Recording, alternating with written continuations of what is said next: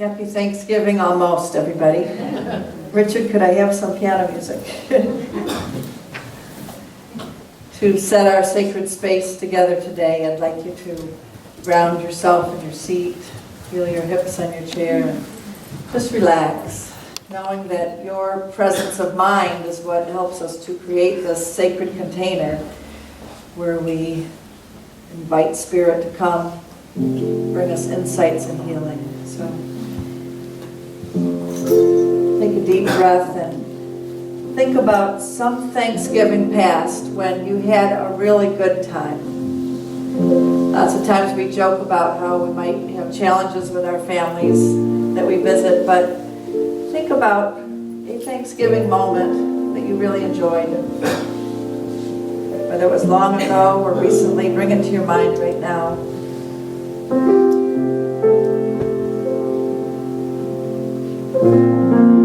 Because Thanksgiving reminds us of the preciousness that is all around us all the time, really. Beauty is nature's tool for survival. Because what we fall in love with, we protect. The beauty of nature that we feel around us brings us a sense of awe and even happiness. So today is not just another day, it's the one day that's given to you. Today, it's a gift. It's the only gift you have right now. And the only appropriate response is gratefulness. If you do nothing else than to cultivate that response to the great gift of the beauty that is this unique day, if you do nothing else than that, it is enough. Learn to respond as if this was the first day and the very last day. And then you will have spent this day very well.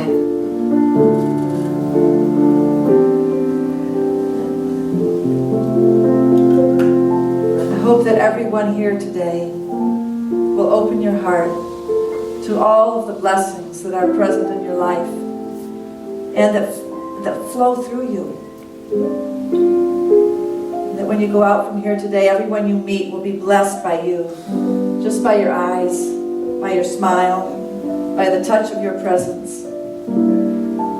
May we be filled up with gratefulness today so that the overflow comes out in a blessing to those all around us.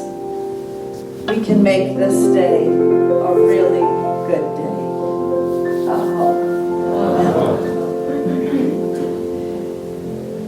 Don't we need reminders like that at times like this? It's absolutely true.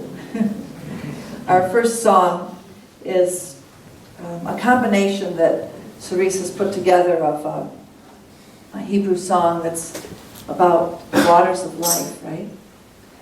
And then it leads into the earth as our mother. We will take care of her. So today on Thanksgiving, we can't help but think about Native Americans and pilgrims. And our service today is dedicated to justice for Native Americans on Thanksgiving. So join your energies into this next chant medley, and maybe you'll even want to stand up and really get into it. Good morning. Good to see you all. The chant I want to start with has one word to start out, and the word is mayim. You say that with me? Mayim. And in Hebrew, mayim means water. And when we say it over and over again, mayim, mayim, mayim, mayim, we hear inside it the sound ima, which in Hebrew means mother. So we chant the word mayim, mayim, mayim. And as we do, we realize inside of the great water is the energy of the great mother. And we let her rise in our voices. And at some point I'm going to add a part to the chant that says mayim, chayim. There's that chayim sound. And chayim means life. Water is life. Water of life. Mayim, chayim. But we'll start with just mayim. Mayim, mayim, mayim, mayim, mayim, mayim, mayim. Mayim, mayim, mayim, mayim, mayim, mayim.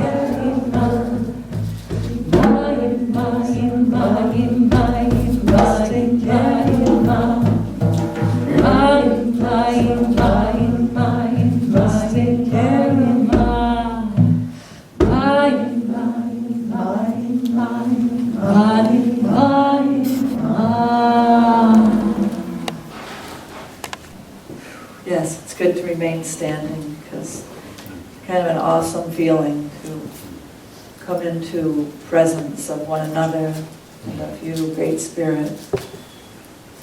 We invoke the presence of our elders,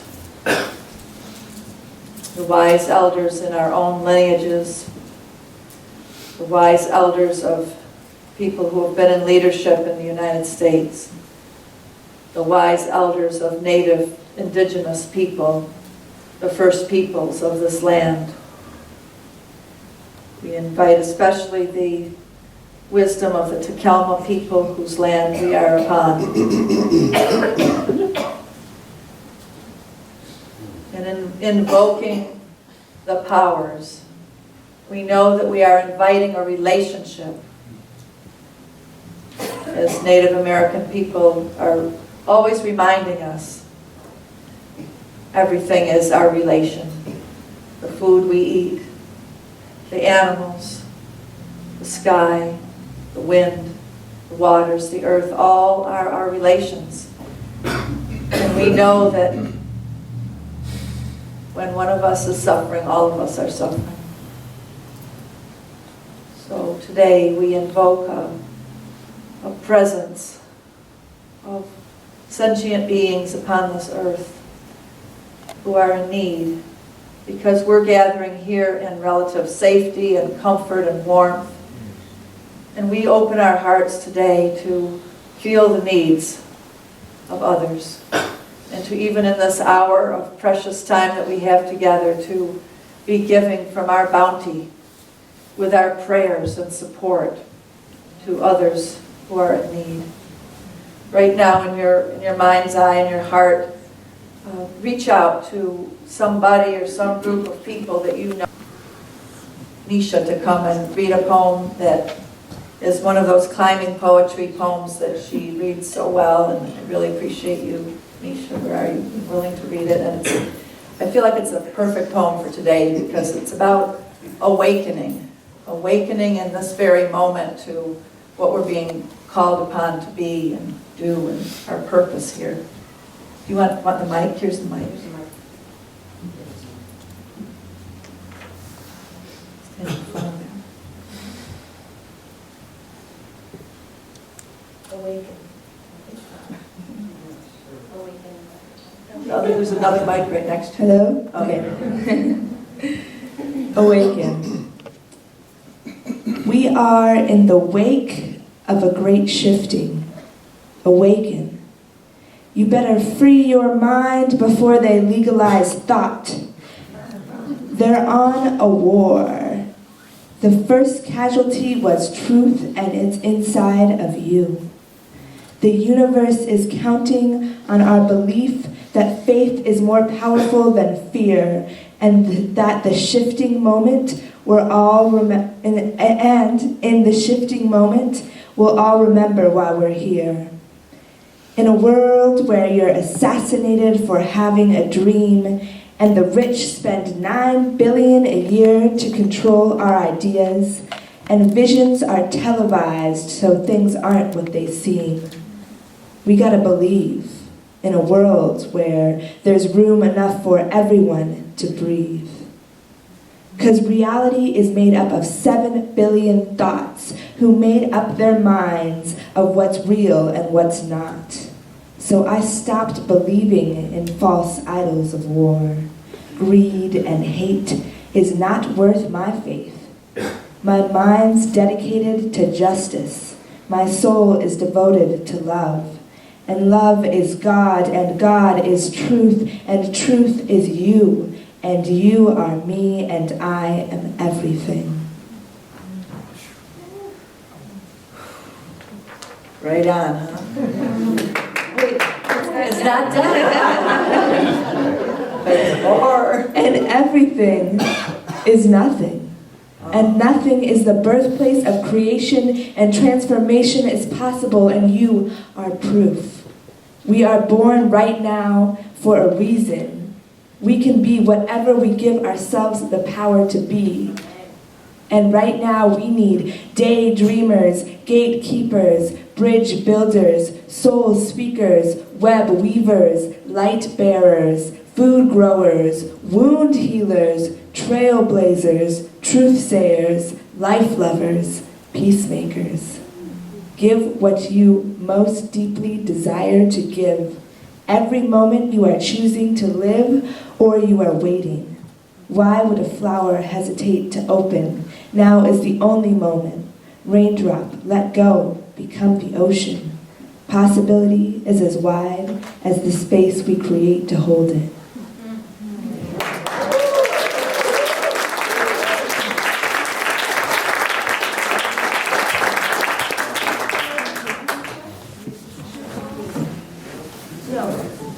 They're by Climbing Poetry, Naima, Climbing Poetry, who Nisha reminds me of.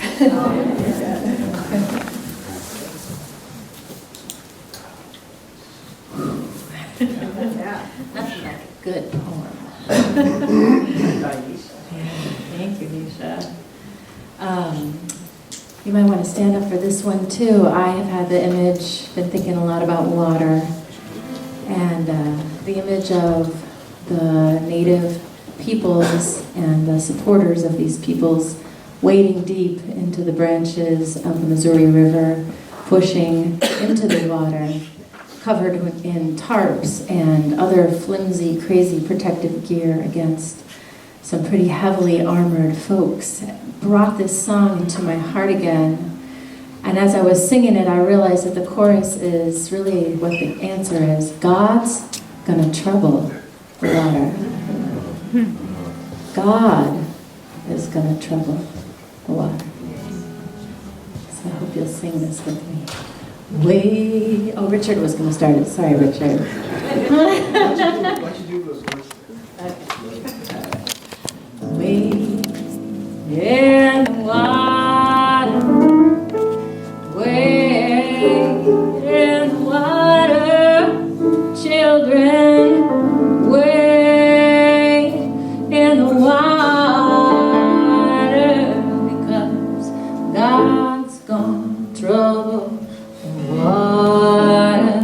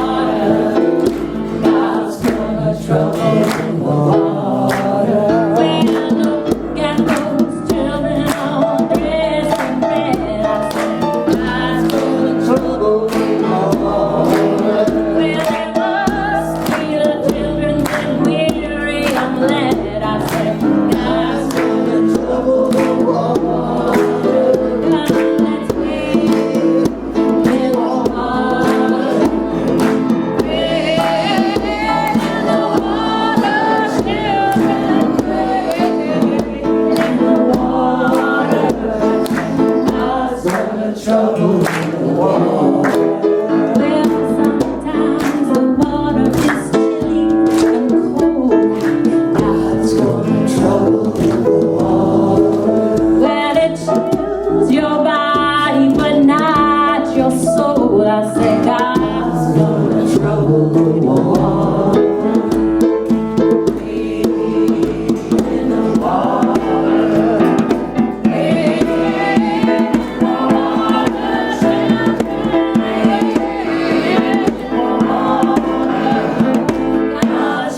Trouble.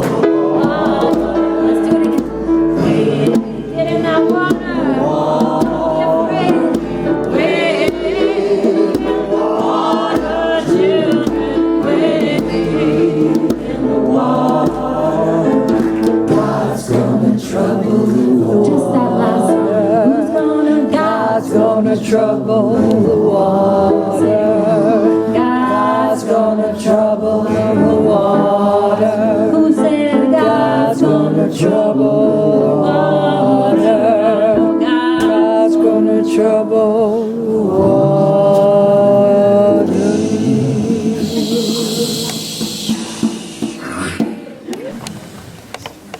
That's a big thing to trust, isn't it? When the waters get troubled, that divine love is still in charge of the universe. It's a humble thing to say that, because when you think about all the struggles that humans are going through, they have been through all the ages, it's a big thing to trust into love working us. Like Martin Luther King said, the arc of justice is long, but it will come through. I've asked Anya to come and read a poem that's by a young woman that I know who moved to the Bay Area named Shiloh. Did any of you knew Shiloh when she moved here? When she lived here? This is a great poem, too, that's so apropos for our times.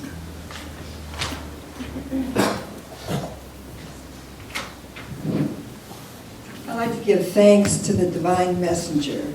It comes through song, through these beautiful musicians, to the poems, and through you, Norma. So thank you, divine messenger. And here's another one. And I read these all week long. And I'm always a surprise because it's always perfect for me. It just speaks right to my soul. And so I read it all week. I'll be sharing. Challenging times call for a deep dive into soul work.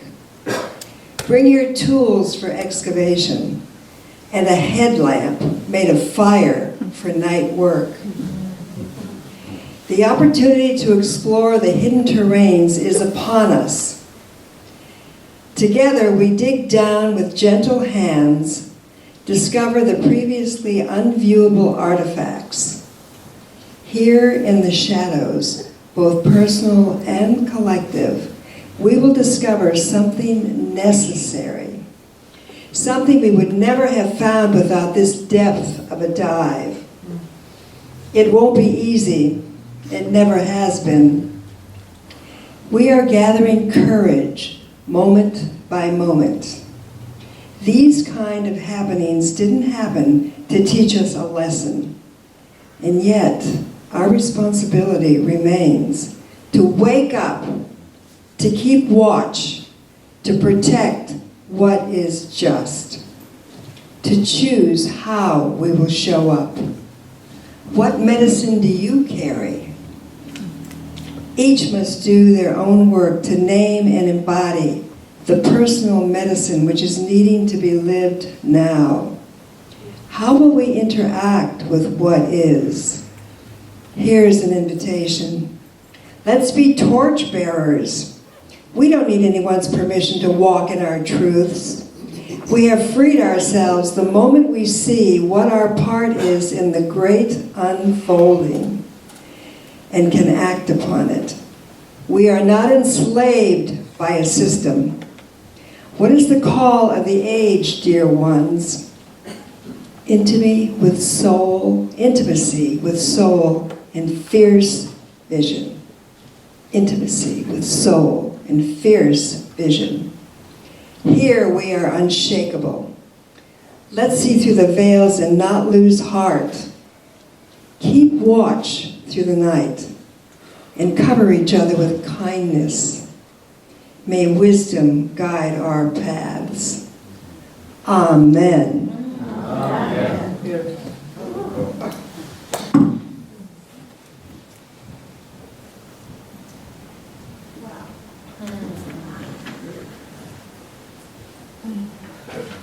So we get a lot of comfort from songs like Anya was saying, and this next song is actually a very comforting title of the song. It's called Lakota Lullaby. And yeah, we thank you, Lakota people. We thank you, people of the First Nations, who have kept your songs alive through such hard times so that they can still be here to comfort us in a moment like this. So join in with this beautiful Lakota lullaby. I just want to thank my sister of song, Pia, for teaching this to me, and say what an honor it is to sing these words in Lakota, and I hope you'll join along. And there's also a ya, hey, ya, hey, ya, hey, ya part, so that part we can all open our voices to. The words of this lullaby that the Lakota mother is singing to her child say, "Do not fear the dark, my son. The dark is good. The dark is good."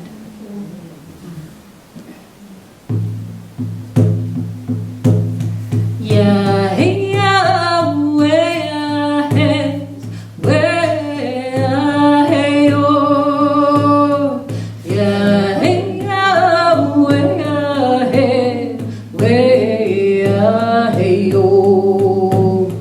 Yeah, hey, yeah, way ahead, way ahead, oh. Yeah, hey, yeah, way ahead.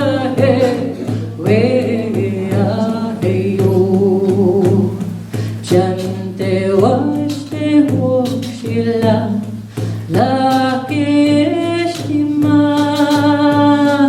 ande beki washte wea heyo jante washte hoshila la keshima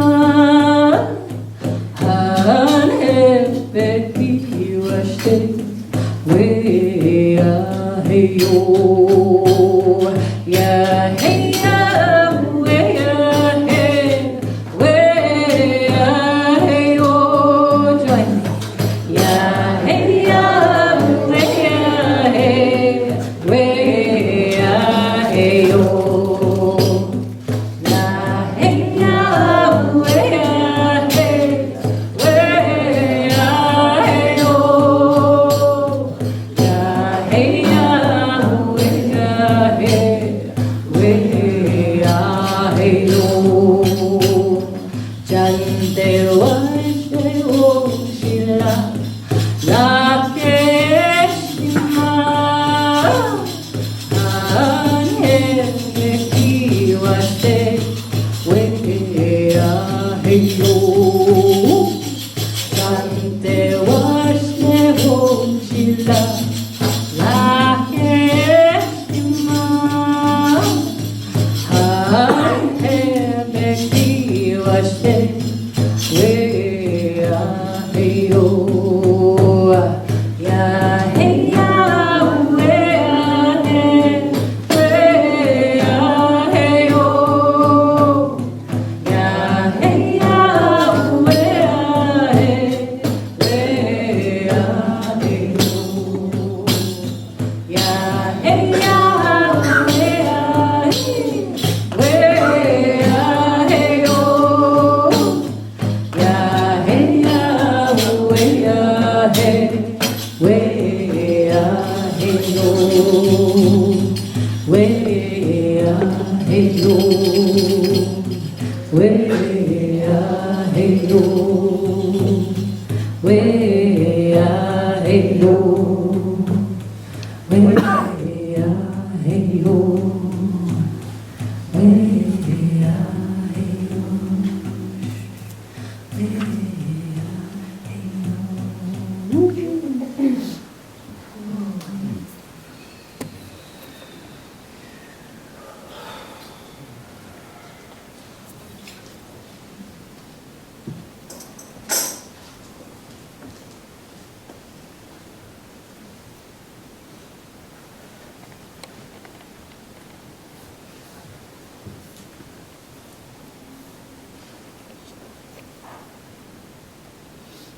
something very intimate about the feeling that's created by that song.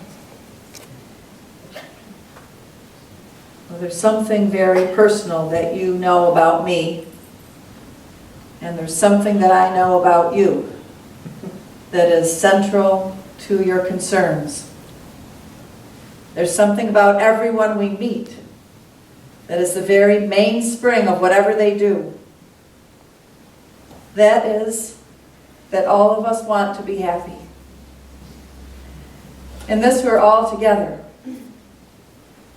How we imagine our happiness differs, but that's a lot that we have in common, that we all want to be happy. In fact, this nation was founded on that phrase that we often repeat to ourselves, right? Liberty and justice for all. We all want these basic things, humans all over the world. So there's this great intimate connection that we have. Be happy and to be grateful. Well, on Thanksgiving, let's think for a minute here about how happiness and gratefulness are connected. Because we all know quite a number of people who have everything it would take to be happy, and yet they're not happy. They still want something else or more of the same. And we all know people who have great misfortune, and yet they are radiantly happy, and they are grateful. So it's not happiness that makes us grateful. I think it's gratefulness that makes us happy. Do you agree? How does gratefulness make us happy? Well, we experience something that's valuable to us. It's given to us and we feel happy. So it has to be that we are having this sensorial intake of receiving. And that's where it gets tricky, because sometimes we shut our minds down, we shut our senses down, we shut our hearts down to receiving what is being given to us every day, all the time, all around us, no matter what is happening. There's something valuable that is being freely given in any particular moment. When we receive that, gratefulness spontaneously arises in our hearts.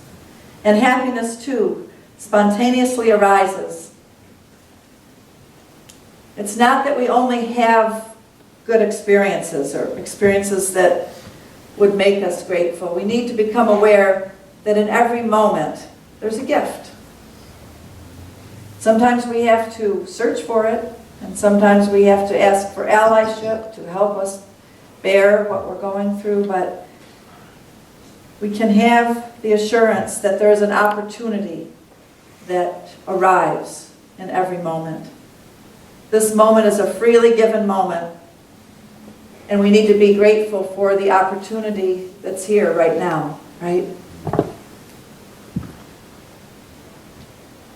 We have this saying that opportunity knocks only once. Every moment is given as a gift, and we can avail ourselves of this opportunity in every new moment, though. So really, it's not that opportunity knocks only once. In fact, I think in our nation right now, opportunity is knocking in a big way. And we're being given yet another chance to stand up to our convictions and to look at this whole thing as a great opportunity for tremendous transformation and change. Those who avail themselves of opportunities make something of their lives. And those who fail to get another opportunity. It's the beauty of life. Well, historically, we're remembering around this time of year a time when these white settlers came to this land, and they were seeking another opportunity because they were people who were seeking religious freedom because they were being harassed where they came from and had moved from England to Holland, and then were also chased out of Holland, and they took the big risk of coming all the way across the ocean. And you've heard me talk before about how the people that landed at Plymouth Rock had a very hard time that first year, and many of them died, and that the native people of that land helped them. They had mercy on them. They helped them learn how to plant the right kind of crops and learn how to hunt and fish in that territory and how to survive. So Thanksgiving, the first Thanksgiving was a time when the newcomers and the people native to the land gave thanks together for their happiness, their gratefulness, for their newfound friendship. The angle I want to take on this story today is that the native people had mercy on those white people when they were in dire straits. And now it's time that the white people of this land in great numbers have mercy on the native people and the people of color of all kinds and anybody who is a targeted population like LGBT, even women, any. So it's time that we celebrate Thanksgiving as a time of showing mercy on people that are in need.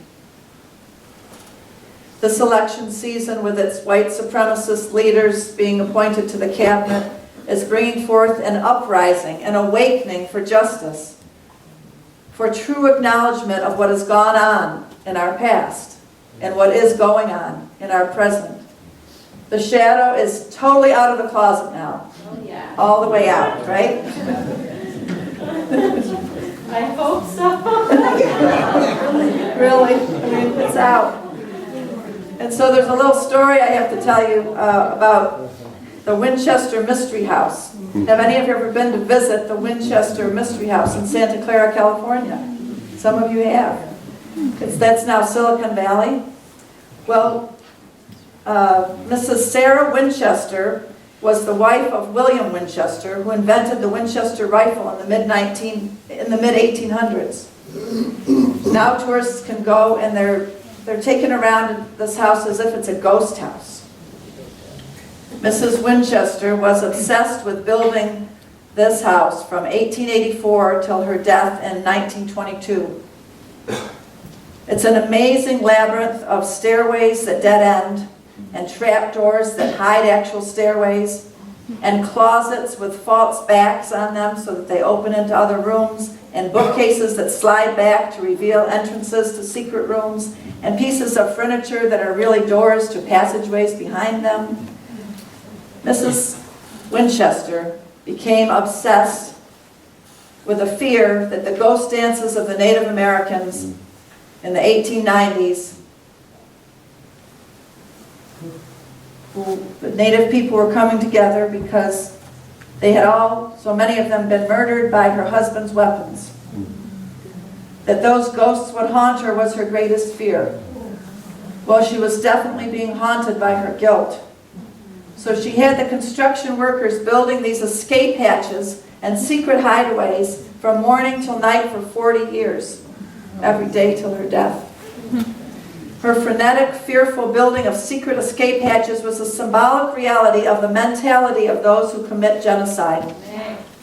The Winchester rifle was invented with the stated purpose to kill the Indians. The U.S. War Department bought those rifles by the thousands and handed them out to white settlers for free if they promised to kill certain numbers of Indian men, women, and children with them. So visitors to the Ghost Mansion are astounded and perhaps saddened trekking through this widow's house by the evidence all around them of the fears and anguish of a mentally disturbed person. Yet there's an apt comparison to the scaffolding that supports the United States society. How we continue to find enemies across the globe, that we have to build endless passageways and secret military structures to combat, all in the name of a global security. Does not the U.S. military-industrial complex resemble Mrs. Winchester's house? Constantly trying to foil our ghosts.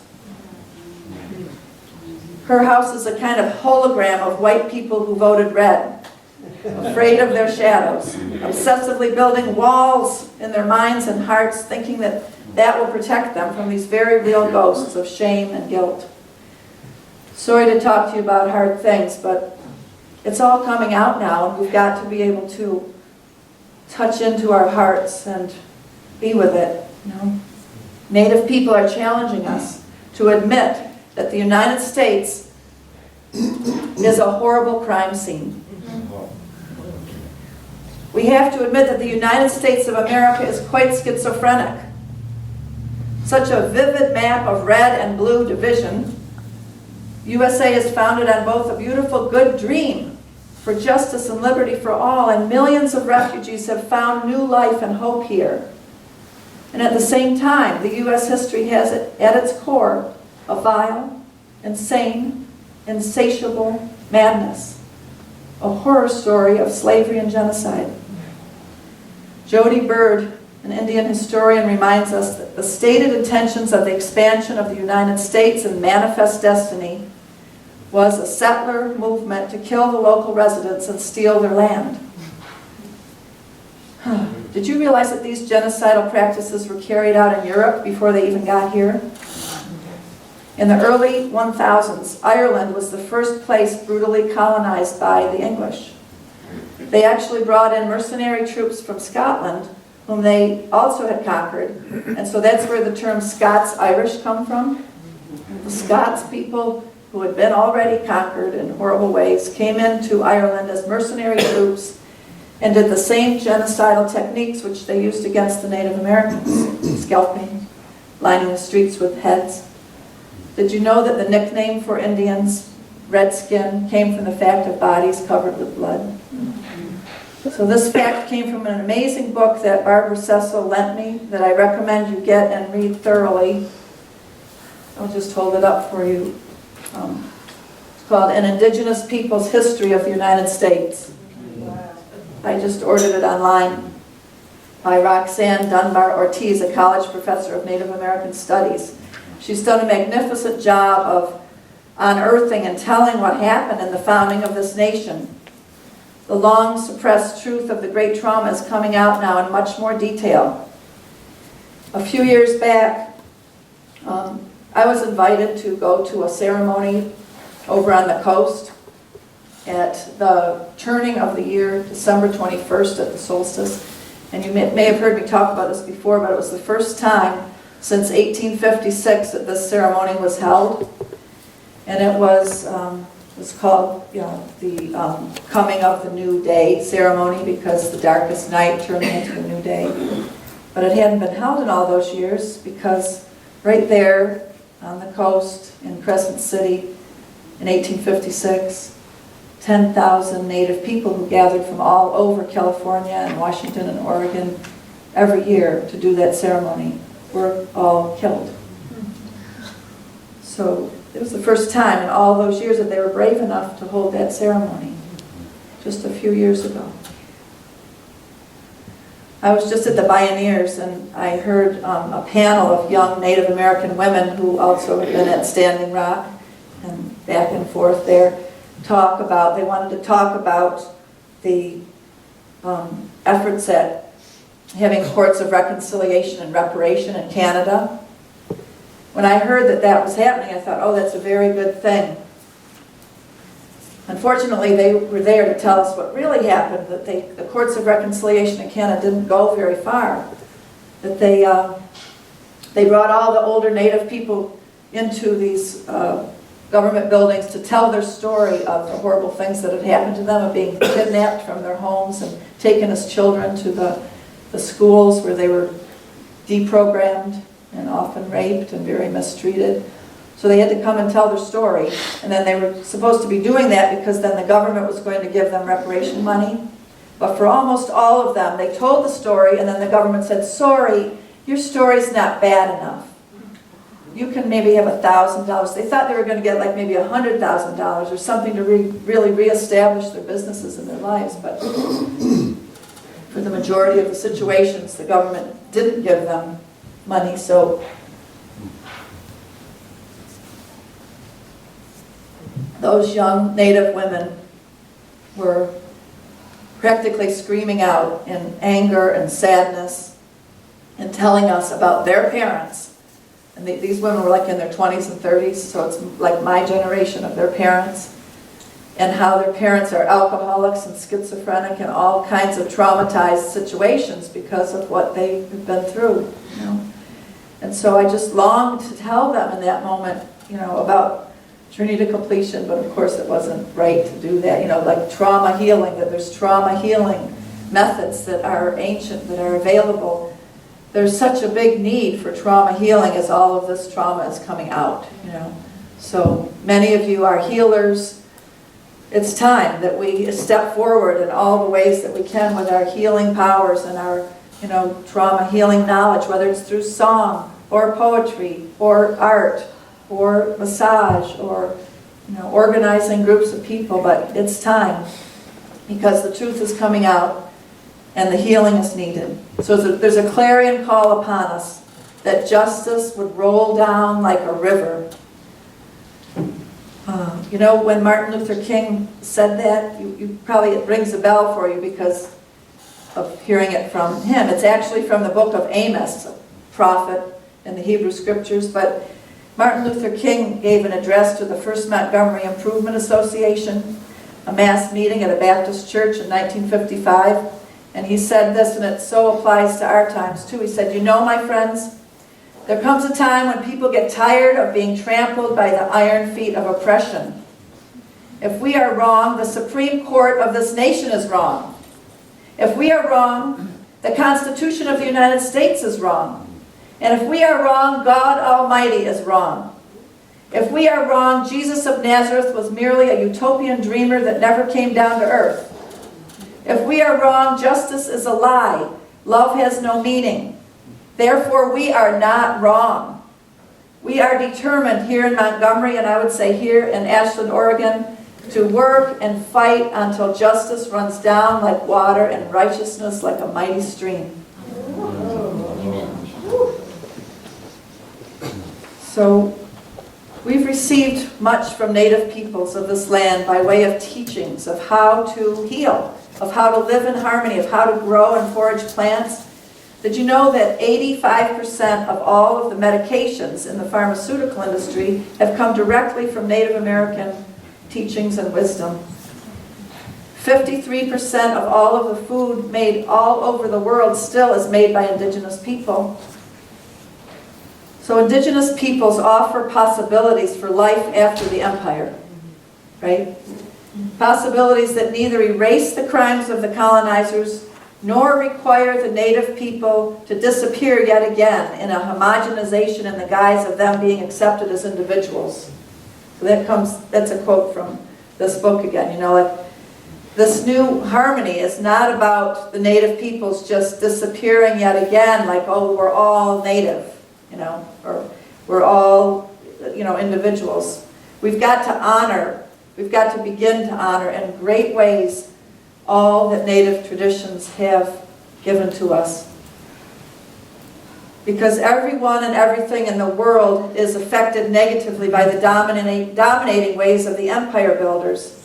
And the violence that came against the Native Americans has come against other people all over the world too. Like, think about Iraq.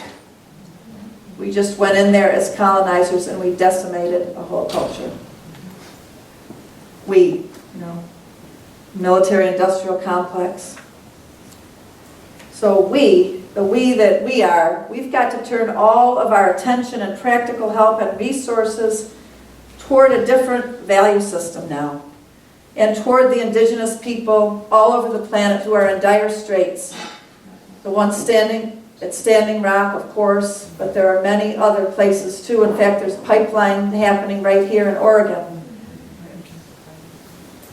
So, what do we do with what we've gratefully received of nature's bounty? I was reminded of Psalm 72 when I was thinking about this. It's a prayer by King Solomon of old, and he had so many riches, and he just had, everything that any king ever had, gold and influence and power.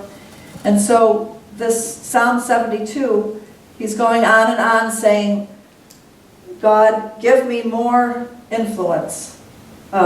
Make my name be known in every land. Spread my fame. Now that sounds very egotistical, but you have to read the whole chapter, because at the end of it, what King Solomon is saying is, I must have all of this so that I can care for the widows and the orphans and those who cannot defend themselves, the defenseless, and speak up for the foreigner in our land, and release those that are in prison, set the captives free. So that's what King Solomon wanted to have influence and power for. We have a lot of influence and power. So we've got to use it to speak up for those who don't have much. It's not about our egos now. Whatever we have, the purpose is to speak up for widows, orphans. We live in an affluent area of America, so we need to use whatever influence we have to help those who are not privileged. If you looked at that red and blue map, there's a lot of people in the countryside, farmers who have lost their farms and people who are poor who voted red. You know, like we're saying, they wanted change. It was not a good way that they're going about it, but those of us in the blue areas, we can take our influence and apply it to the changes that all of the people want. God asked Moses when he was just a shepherd out in the farmlands outside of Egypt. He asked him one day, "What is in your hand?" This is one of the most important questions you will ever be asked. What is in your hand? So Moses had his staff in his hand. But I want to segue for a moment to tell you a dream that I had this week. I was in the park, and remember how times with Unity we've met in the park before? So it was like that. There was a big group of us in Lithia Park, and we had our blankets sitting a ways away from us, and we were standing there talking, and at a certain moment I looked over at our blankets, and what had come to sit on the blanket was a giant mountain lion. And we were afraid, and thinking, should we run? Should we hide? What should we do? But I said out loud to everybody, I just wish that the mountain lion would come and put its paw in my hand. I don't know exactly why I said that, because it's a scary thing, but the people were all still scared, and I stood there and watched the mountain lion, and it got up when I said that, and it slowly walked around the trees and came right over to us. And it held out its paw. And I held out my hand like this, and it put its big, soft, warm paw in my hand. And the whole dream was focused in on that moment of feeling the power of this paw in my hand. And I was telling the dream to Nisha afterwards, and she helped me interpret it to mean we can manifest what we want. One thing, I said I want the mountain lion to put its paw in my hand. So we can manifest things that seem impossible. Like we talk about the grain of mustard seed can move a big mountain. So really to think clearly about what we want to manifest. And then what happened was the intimacy with a tremendous sense of crossing the divide, other type of reality power from another dimension. And so I think it's a great message for us, don't you? That we can reach out and ask to be met by this power from another dimension, and it will happen. Thank you for your courage. Really, when you think about a mountain lion walking up to you. So here's Moses in the wilderness, and he's standing in front of a burning bush, and that probably took courage too. What is this bush doing burning in front of me and not burning up? So when this bush is burning in front of him, God says to him, what is in your hand? And Moses says, it's a staff. And God says, throw it down. So he threw it down, and remember what happened? It became a snake. And then God said, pick it up. And so he had to be brave to pick up the snake. But when he did, it became a staff again. God never does a miracle to show off. If God asks a question, he or she already knows the answer. So it's for Moses' benefit, not his, that he was asking him, what's in your hand? So this staff represented Moses' identity. He was a shepherd. and his whole career was about using this staff. It also represented a symbol of his income. All the worth that he had was tied up in sheep. They didn't have money in those days. And it also represented a symbol of his influence. He could pull and poke the sheep and get them out of their ruts. And so it represented those three things: his identity, his income, and his influence. So God is saying to him, lay that down. Lay down your attachment to your identity, your attachment to anything of ego and your influence, your attachment to your money. This staff later was the thing that Moses used when he went talking to the Pharaoh. And all the big miracles that he did were done through his staff. His power that had been humbly surrendered to a higher power. What is in your hand? What represents those three for you? Your influence, your identity, your income. And what are you going to do with it? What are you going to do with what you've been given right now? Simon Ortiz said, he's an Acoma Pueblo man, he said, the future may not have to be mad with loss and waste, though the memory will. Be present. Your eyes will become kind and deep, and the bones of this nation will mend after the revolution for justice. The future may not have to be mad with loss and waste, though the memory will. We've got to remember, in other words. We've got to be brave enough to go ahead and remember everything. Recapitulate, I call it, in the journey to completion. We've got to go back in the trauma and get the gifts out of it. Your eyes then will become kind and deep, and the bones of this nation will mend after the revolution for justice. So like that poem that Nisha read and also that Anya read, we have got to vision for the future that we want, don't you think? We want the process for justice to move forward. It rightly starts by honoring the treaties that the USA made with the indigenous nations. And that's what the young Native people are doing in the movement called Idle No More. They're researching all the treaties that were made, and they're approaching the governments of Canada and the United States saying, honor these treaties now. By restoring the Black Hills of North Dakota, many of the national parks were actually land originally set aside for the Native peoples after taking so much else.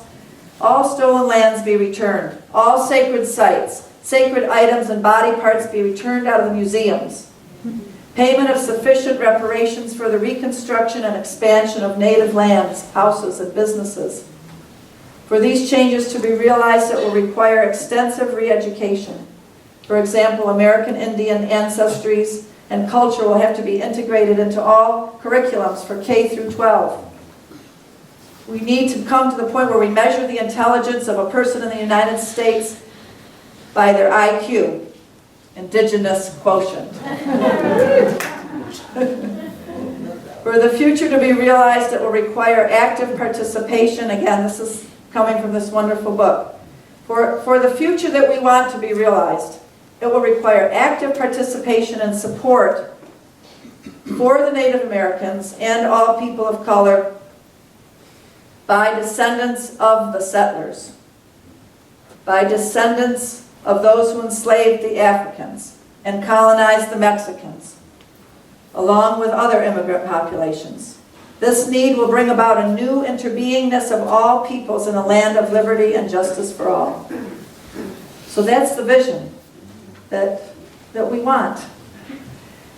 Starhawk and the Fifth Sacred Thing, if you haven't read that novel, now would be a great time to read it, because it was written about, 20 years ago, about 50 years in the future, and it feels like it's pretty close now, what she wrote about in there. At the very end of the book, it all seems very dark, and bad persons are in power, and they're surrounding this city of light, the city where people have all these good values, and the soldiers with gun and armor coming to stop their protests. And they maintained their great power of nonviolent love, standing in line after line and chanting to the soldiers over and over again, looking them right in the eyes, "There is room at our table for you." there is room at our table for you? Do we believe that we have enough love, enough at our table to overcome the mindset that's being presented to us by some militarists? Do we have an intent clear and strong enough to see our way through to a time when all humans can feast together at the table of love? The table that is truly spread before us by the great loving spirit of this universe. That's the table that we celebrate at Thanksgiving. When the early Christians met, they hadn't been taken over by the empire yet in the first 200 years. Did you know that every single time that people who were followers of Christ and Mary Magdalene, every single time they met, what they did? They had a feast. They didn't have a service like this, they had a feast. They brought food together, and you know what? All the people who had money and wealth gave the food, and all the people who were poor and didn't have enough, they told them, don't bring anything. All the people that had the money and resources to bring it brought it, and all the poor people came and could eat it, and they said they shared all things in common. So that's the agape love feast that eventually became the Eucharist, but it was diminished into that, but it was such a powerful way to come together, this love feast. So Thanksgiving, you know what I'm getting at here, we have this cultural icon of a love feast. It's a powerful moment. The agape feast. Agape means self-sacrificial love, unconditional love, the kind of love that loves our enemies. The love that people all over the world understand and value, like I was saying in the very beginning. This is what was celebrated at the first Thanksgiving, the common love that the native people and the pilgrims felt. They knew that deep desire in their hearts for harmony as all humans know it. And they experienced a great joy of sharing of food together. We have received so much abundance. What do we have in our hand? And what can we do to help? There's so much to be done. What are you doing? What are you doing? I've been thinking a lot about what is mine to do, and I know that mine is about trauma healing and trying to teach people it and spread it far and wide. What table can you spread out to invite others to your feast? You are wired in particular to do certain things. You're shaped with certain talents. And so God, Goddess wouldn't wire you to do something if you weren't meant to fulfill it. So it's yours to do. Do it now. Do it passionately now, what you're wired to do. And the Goddess smiles when you are being you. Hear the call today. Wade into the waters of change. Be carried to the justice-making ways that are yours to enact. You can know what is yours to do from the moment to moment that you're in. If you start to wonder, just go within. In any particular moment, you'll know. Maybe you'll even get a dream about it, about where to reach out your hand. And then set about doing it with all of your focus, all of your money, all of your energy, all of your faith. Because with our faith, that might even be as small in comparison to others as a grain of mustard seed, you know what we can do. You know what we can do. We can move mountains. Amen.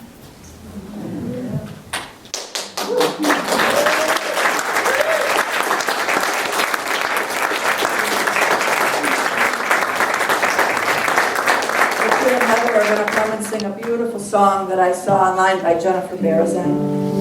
And I'm just going to say a prayer with us to start with. Start off this beautiful meditative song. So just close your eyes with me for a minute. Because God of miracles and wonderful surprises, we give thanks that we have come together here today in this circle of life to be reminded of the abundance that is ours. We acknowledge we've not always shared out of our abundance. We've had so many loaves that we've had to freeze some of them while our neighbors have had none. We've hoarded our bread and fish while your children have starved. So forgive us, God. We need to ask for forgiveness. So often our eyes have been closed to the miracles in our midst. Forgive us when we fail to see the beloved in the ordinary and the extraordinary neighbor, whether red or blue. As living beings, we recognize that we are a part of one another, freed by you to share in love and happiness, and to leave a better world for all of our children everywhere. Please help us to be more responsible in our stewardship, more joyous in our giving, and more loving in all that we do. Help us, we pray. Amen. Amen. Let this be your prayer. Simple chant. May all beings be happy. May all beings be safe. May all beings everywhere know peace.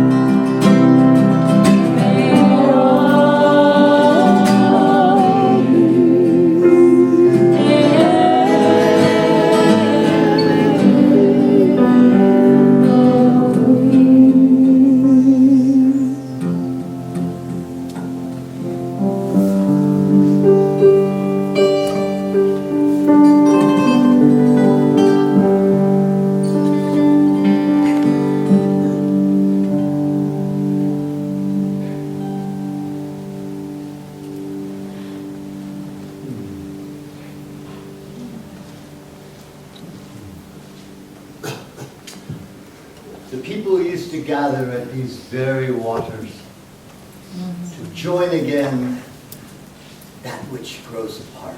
And the earth looked kindly on her sons and daughters and sent to them the warmth from her heart.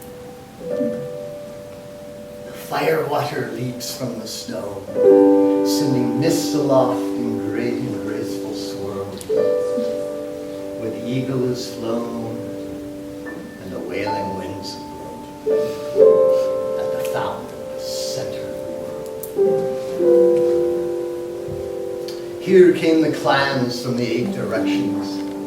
Each 7th year they'd gather in the fall and feel again the power of their deep connection and answer to their ancestors' call. In silence would they bathe in these warm, healing waters and send their hurt and anger to restored grace unto her sons and daughters, and strength in communion with their kin. The fire water leaps from the stone, sending mists aloft in great and graceful swirls. Where an eagle has flown, wailing winds have blown, the fountain in the center of the world. The elders told the stories of the people. The healers danced among them to their song.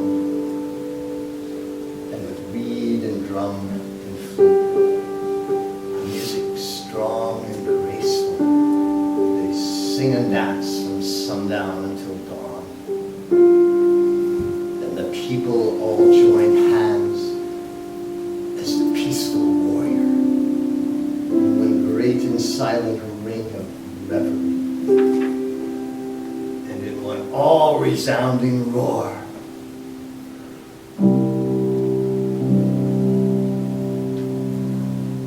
and set their joy unto the great mystery. Fire water leaps from the stone, sending mists aloft in great and graceful swirls, where eagle is flown, and wailing winds have blown. Fountain at the center.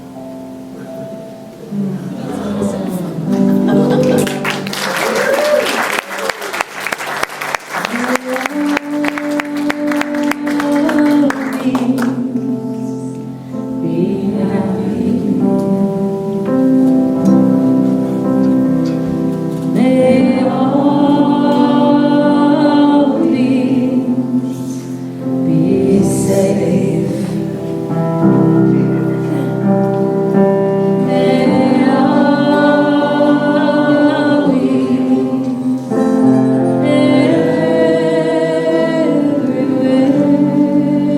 everywhere know peace.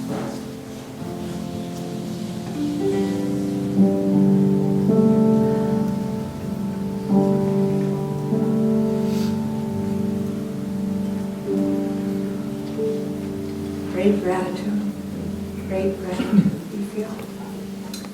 For moments like this we get to share.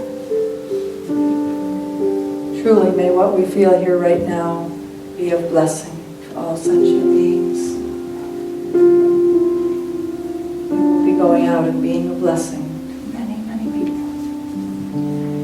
Right now, we thank you for giving of your money, your offering, to Unity and Ashley. People did gather for generations and generations before the white people were here as a very special place of healing. So truly, Ashland is a sacred place. And Grandma Aggie has been in our midst for years now, talking to us about the sacredness of the waters. So we know this, but there's just something very profound and powerful to realize here today, that we are dwelling at a place of great power of these sacred waters of ancient Native American healing place. That means something. We've been blessed to get ourselves here.